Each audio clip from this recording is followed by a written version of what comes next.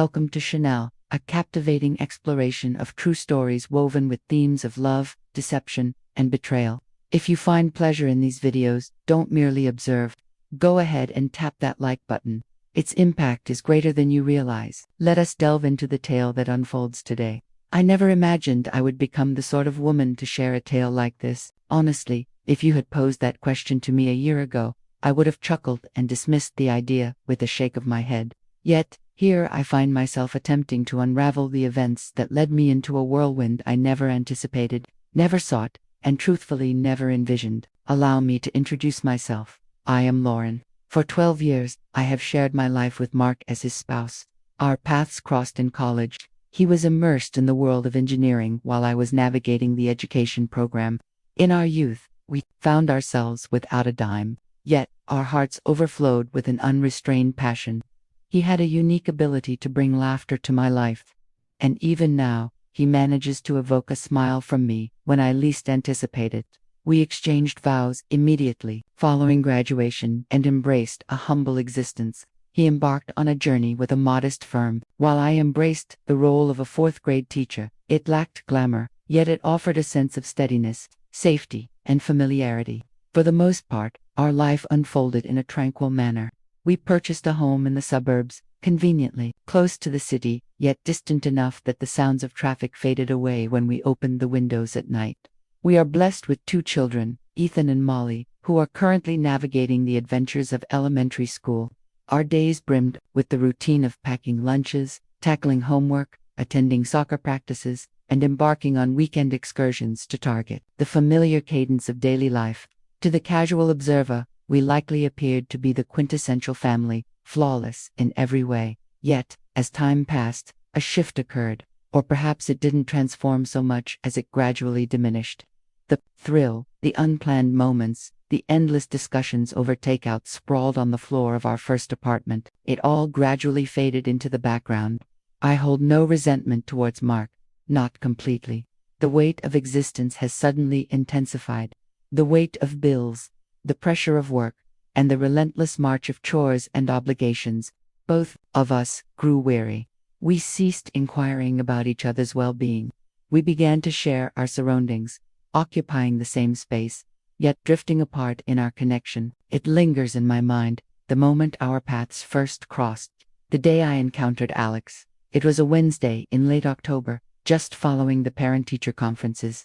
After a long day filled with consecutive meetings with parents, I found myself utterly drained, having stayed late to tackle the mountain of grading that awaited me. I departed from the school at approximately 7 p.m. She made the choice to swing by the grocery store to gather ingredients for dinner. That evening, the children were in the care of Mark's mother, while Mark had sent a message indicating he would be returning home late from work. I thought I had a moment to myself. In the produce section, I found myself gazing vacantly at a cluster of apples, attempting to recall whether we had any remaining at home, when a voice suddenly broke the silence behind me. These aren't at their finest during this season. The Honey Crisps in that direction are superior.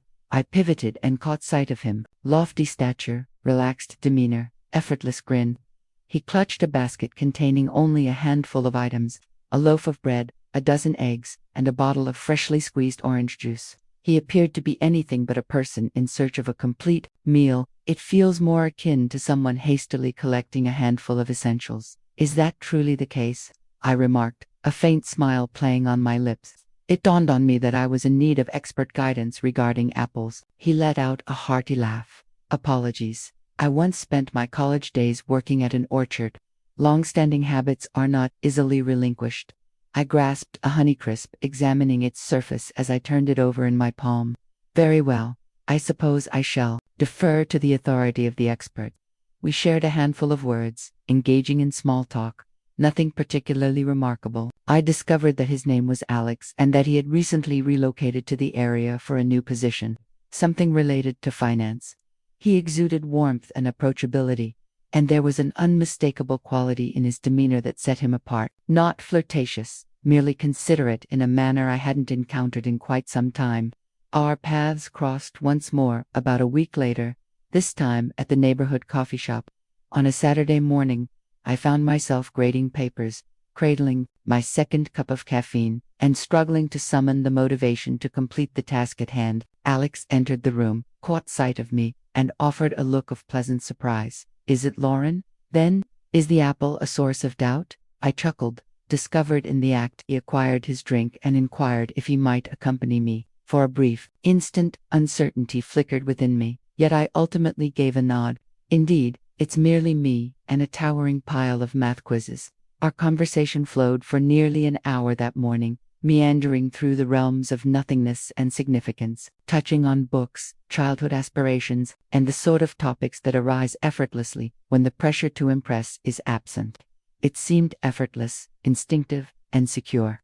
Following that, our encounters became more frequent, initially by chance, and then, with intention. A cup of coffee in hand, a stroll through the park ahead. It began as a subtle disturbance, akin to a gentle ripple breaking the surface of calm water. Initially, I didn't perceive it as an affair. No tangible boundary was breached. Yet on an emotional level, a sense of foreboding washed over me, as if I were slowly being pulled into treacherous depths. I found myself anticipating those conversations with an intensity that perhaps was unwarranted. Alex absorbed my words with a depth that made me feel truly acknowledged for the first time in ages. He recalled the details I shared, the small nuances, such as my preferred tea and my fondness for thunderstorms. He posed inquiries. He observed when I appeared weary or exasperated. As I spoke of my students, I could see a spark of genuine interest in his eyes. Mark, in contrast, was perpetually lost in thought. He faced numerous challenges at work, and I could sense the weight of the pressure on him. Yet the chasm between us continued to widen. Evening dialogues dwindled to mere arrangements. Who will be collecting the children? Which bills are currently outstanding? When is it time for the car to receive an oil change? Our conversations about the events of our days have come to a halt. Our paths diverged, and we ceased to meet. On a December evening, Alex and I found ourselves perched in my car, parked just outside the coffee shop.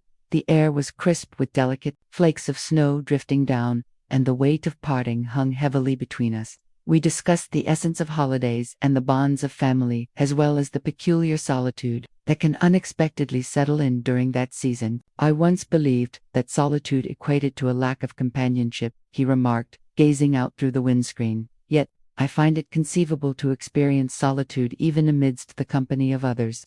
His words struck me with an intensity one hadn't anticipated, resonating deeply within me as I shared the same sentiment. Once I was part of a family with a loving husband and 2 beautiful children by my side, yet a sense of isolation lingered within me, as if I were merely on autopilot through the days, observing my own existence from a distance. I remained silent for a moment, my gaze fixed on the delicate snowflakes as they gathered on the window pane. "That might come off as a bit gloomy," he remarked with a soft chuckle. "No," I replied softly, "it does not. It resonates with sincerity." A lengthy silence followed, one that conveyed more than mere words ever could. In that instant, it became clear to us both that a change had occurred. Neither of us voiced it, yet an unspoken heaviness lingered in the atmosphere, palpable and undeniable. As I navigated the roads back home under the cloak of night, a heavy sense of guilt weighed upon me.